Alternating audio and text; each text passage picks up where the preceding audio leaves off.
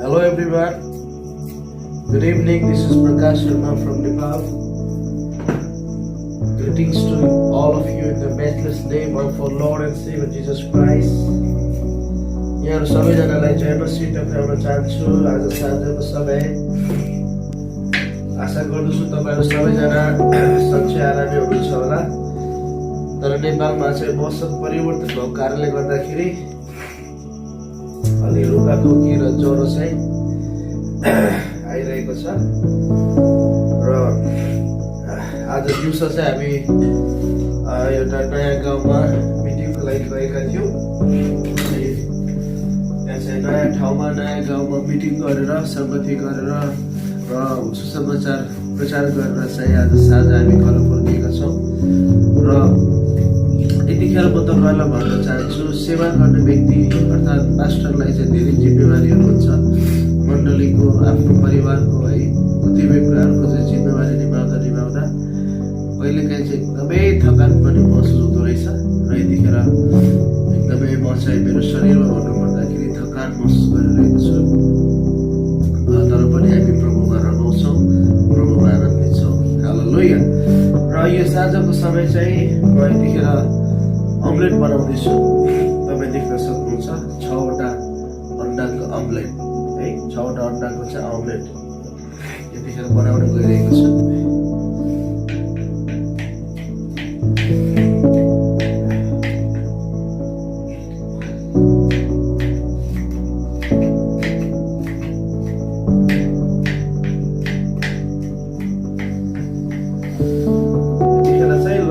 Cross गरेर chop गरिसकेको छु, यसमा राखिदिन्छु र त्यस पछाडि चाहिँ ग्रिन चिल्ली लगभग 2वटा ग्रिन चिल्ली राख्नेछु। म अलि ठुलो पिस गर्नेछु ताकि मेरो बाबु फुच्चेलाई चाहिँ छुट्याउन सजिलो होस्।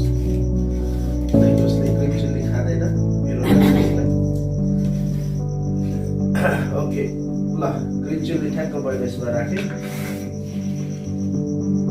त्यस पछाडि चाहिँ धनिया, अलिकति धनिया चाहिँ म राख्दैछु।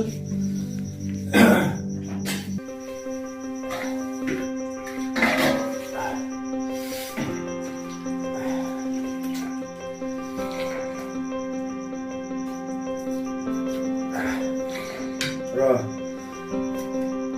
ग्रीन कोरिएन्डर धनिया,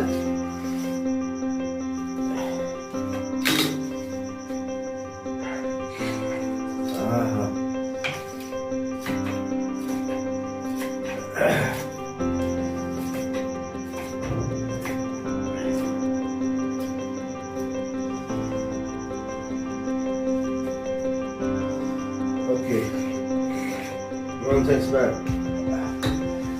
ग्रीन कोरिएन्डर पनि राखिसकेँ।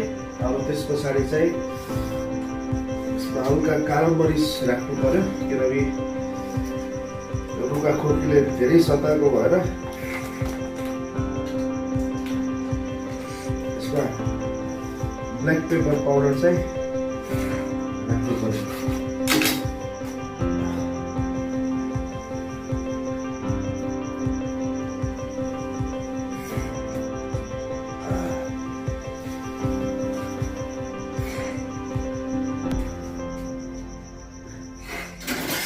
ओके ल, अब यसलाई म फेर्नेछु।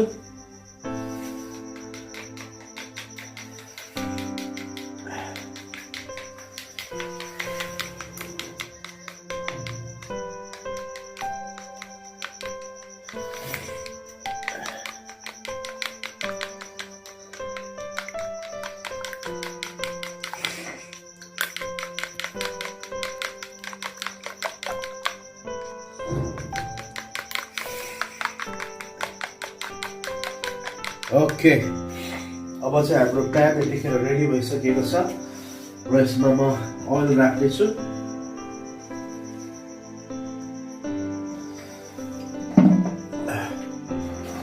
र ओइललाई चाहिँ यतिखेर अलि हल्का फैलाउने काम गर्नु पर्यो।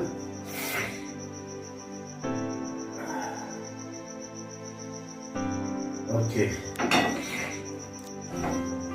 र ओइल चाहिँ हाम्रो अलरेडी हिट भइसकेको छ। त्यो कारणले चाहिँ अब यो फेटेको अन्डालाई अमलेटको लागि म म चाहिँ प्यानमा हाल्दैछु।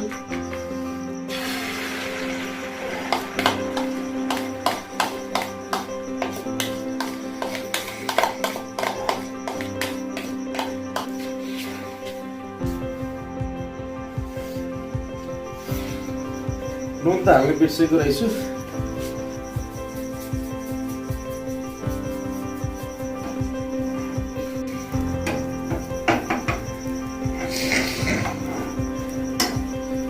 अमलेट चाहिँ रेडी हुँदैछ।